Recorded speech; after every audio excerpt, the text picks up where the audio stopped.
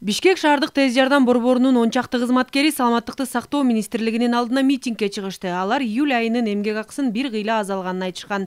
Нааразы тарап бир күн мурда иштеген нөөмөт болгондуктан иш токтогон эмес.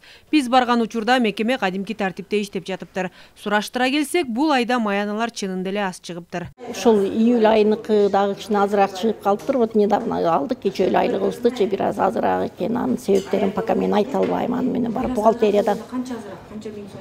Мен азыр 20.800 эле айлык алдым, а так меники где-то 35-38 алчу элем. Пока колубузга квитанция тейлек айта албайбыз аны. Ал эми Бишкек шаардык тез жардам борборунун жетекчиси Искендер Шаяхметовдун айтымында мамлекет тарабынан кепилденген эмгек акы 1 тыйынга да азайган эмес. Бирок ага кошумча болгон бир нече коэффициентте өзгөрүү болгон. Анын бири эмгекке катышуу коэффициенти. Ал эмгек акынын топтоо фондусунан түзүлөт экен. КТУ деген бул надбавка. Бул каяктан чыгат.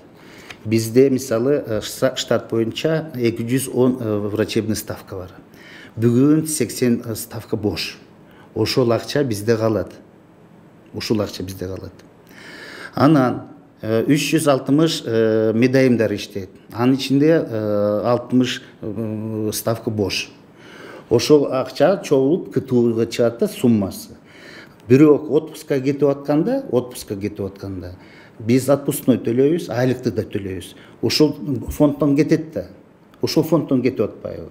Ошон үчүн КТУ кыскаралат. Бул көйгөй жылына жай айларында кайталанып келе жаткандыктан кийинки жылы эмгек өргүүсүнө чыгаруу тартибин өзгөртүүнү караштырып жатышыптыр. Бизден просто көбүнчө сурайт да.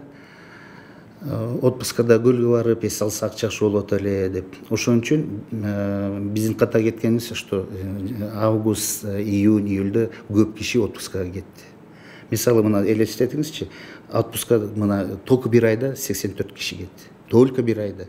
Июльдө да ушундай болду. Августта да ушундай, августта дагы көбүрөөк кетет. Мен айттым, давайте принципиально. Мындай проблема чыкпасын. Анда мисалы мен августта эс алдымбы, эмки жылы кечирип коебуз. Ноябрда барам, январда барам, кышында барам.